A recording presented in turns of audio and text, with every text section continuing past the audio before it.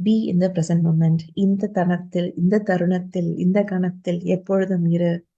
Be in the here and now சொல்லுவோம் இல்லையா? அதுதான் இந்த புத்தகத்தில் மிகவும் முக்கியமான கரு. இந்த தருணத்தில் நாம் இருக்க பழகிக்கணும் என்றால் என்ன செய்யும்? நம்முடைய அந்த பழையது நம்மிடம் ஞாபகம் வந்தாலும் ஞாபகப்படுத்தினாலும் அது நம்ம ஒரு எக்ஸ்பீரியன்ஸ் ஆகும். எஸ், ஓகே, அடுத்து நான் என்ன செய்ய வேண்டும் என்பதற்காக நான் ஒரு முயற்சி எடுப்பதற்காக அதை ஒரு படிக்கலாகத்தான் வைத்திருப்பேனே தவிர ஒரு தடைக்கல்லாக வைத்திருக்க மாட்டேன். ஸோ அந்த தடைக்கற்களை மாற்றி என்ன செய்ய முடியும்? இந்த தருணத்தில் நான் இருந்தேன் என்றால் என்னால் அடுத்து என்ன செய்ய முடியும் என்பதை என்னால் பார்ப்பதற்கு என்னுடைய பார்வை ஒரு விரிந்த பார்வை இருப்பதற்கான வாய்ப்புகள் நிறைய இருக்கிறது.